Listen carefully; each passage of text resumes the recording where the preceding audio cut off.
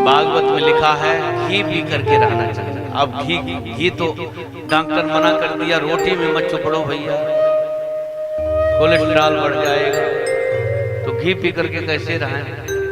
न इतनी मेहनत वक्ता से होती, न उतनी श्रोता से होती। वक्ता भी पहले बहुत मेहनत करते थे, श्रोता भी सब काम धाम करते थे, खेती होती थी, खेत में सब काम करते थे। और पंडित जी भी बहुत मेहनत करते थे, कितने लोगों के यहाँ कथा कहे आते थे, कितने लोगों को काम संभालते थे। अब ना हमसे मेहनत होती, ना आपसे होती, न वैसा खाने को मिलता। तो अब घी नहीं बचा सकते थे, इसलिए फिर क्या करने का हिसाब भाई, फलहार कर लो, दूध पी लो, फलहार कर लो। तो फलहार करते हैं, मान लो फलहार नहीं पचता है, नहीं सूट करता किसी को। फलहार किए लेकिन तबीयत नहीं काम कर रही है, तो भोजन भी कर सकते हो, भोजन भी कर सकते हो। कथा जिस प्रकार से बन जाए, कथा श्रवण अवश्य होना चाहिए, चाहे भोजन ही करके करो।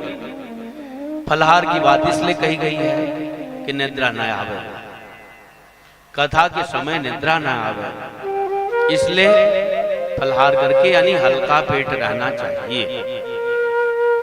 भोजनम तु वरम मन्ये कथा श्रवण कारकम नोपवासो वरः प्रोक्तः कथा विघ्न करो यदि कथा में विघ्न उपस्थित हो रहा है तो आप भोजन ही कर लो। उपवास की अपेक्षा भोजन ही श्रेष्ठ है। परंतु बीच में कहीं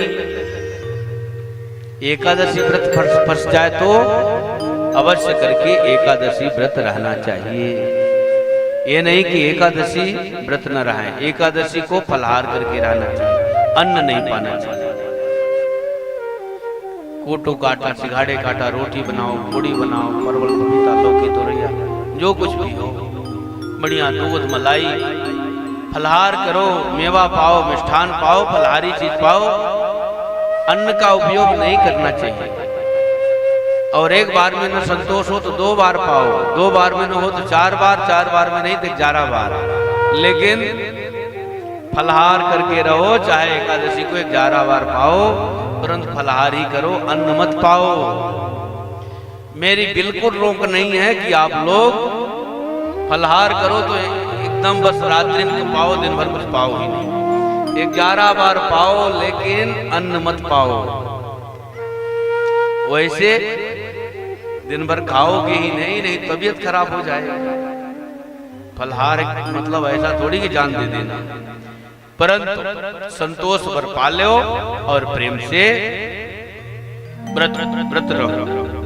एकादशी को अन्न का उपयोग नहीं करना चाहिए। एकादशी तिथि में सारे दोष अन्न में ही निवास करते हैं।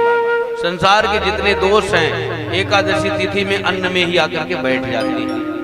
जो अन्न देता है अथवा ग्रहण करता है, जो देता है उसको भी दोष लगता है, जो लेता है उसको भी दोष लगता है। इसलिए न खाना चाहिए न खिलाना चाहिए। एकादशी के महात्म्य आप लोग सुने होंगे। नामदेव जी के घर में आकर के ब्राह्मण ही मर गया कि नहीं हम नहीं पाएंगे, मर जाओ तो मर जाओ लेकिन हम नहीं देंगे।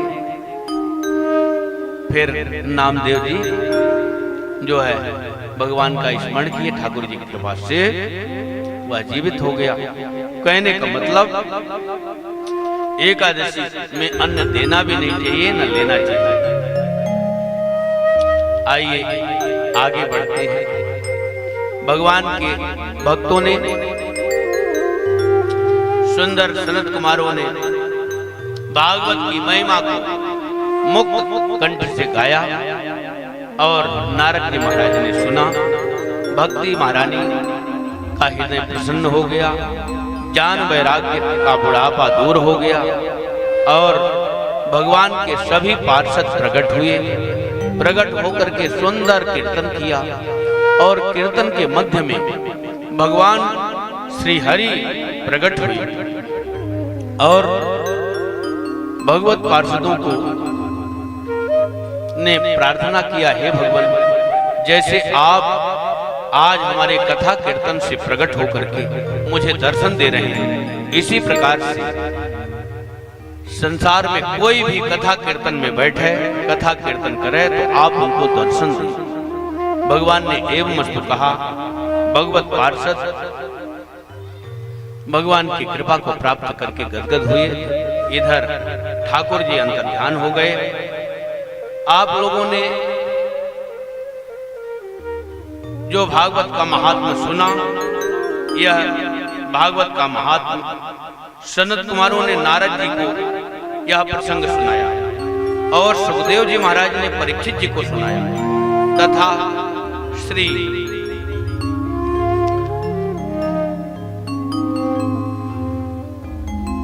सनत कुमारों ने नारद जी महाराज जी को सुनाया और शौनकादि ऋषियों को श्री सूत जी महाराज ने सुनाया। इस प्रकार से यह प्रसंग जो है 3 जगह सुनाया गया और एक ही प्रसंग है। इस प्रकार से सुनकर सब धन्यादि धन्य हो गए। यह भागवत अमृत है, जो इसका पान करता है जीवन धन्य हो जाता है। भागवत के महात्मा को दास ने इस प्रकार से वर्णन किया।